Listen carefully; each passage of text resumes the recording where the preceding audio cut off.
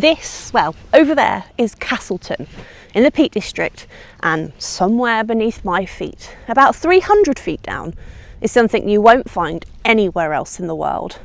A rare banded fluorospar called Blue John.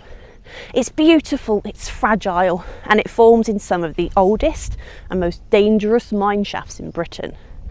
But this story isn't just about geology, it's about Roman rumours, Victorian showmanship, and why the ground here was almost too unstable to mine at all. Blue John in a form of fluorospar, basically calcium fluoride, but what makes it special is its colour. Vivid bands of purple, blue and amber swirl through the stone like ink in water. There's only 14 known veins of it in the world, and they're all right here in this small pocket of Derbyshire limestone. Now, depending on who you ask, Blue John comes from one of two places: the Romantic version, the French miners, or perhaps traders in the 18th century, called it bleu juin, literally blue yellow.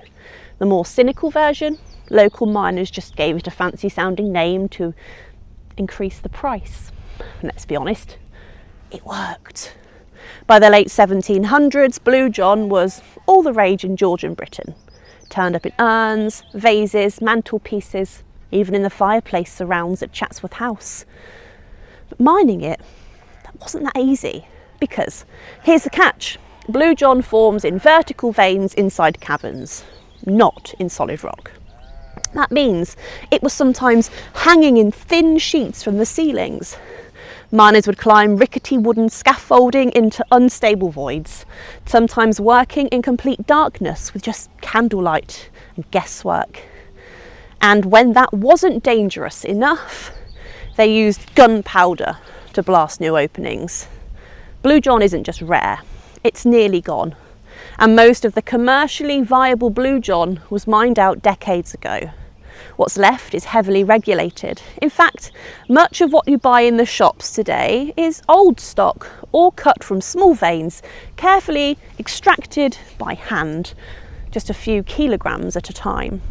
Today, places like Trek Cliff Cavern and the Blue John Cavern preserve the last of the mines, not just as tourist attractions, but as time capsules. Some of the stalagmites and stalactites down here have been forming tens of thousands of years, and there are even fossilised remains of sea creatures embedded in the walls.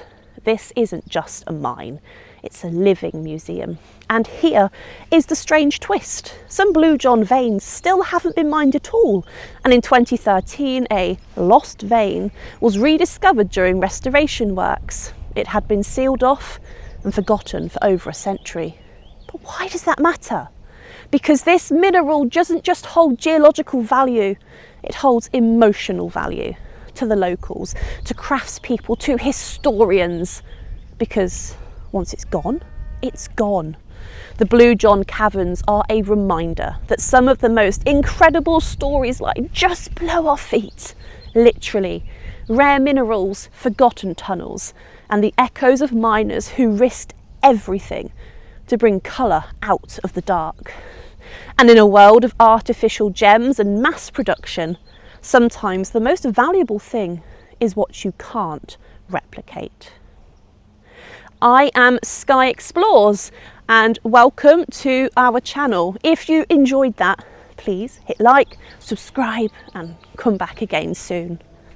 Now, I came here as a child and it's fantastic.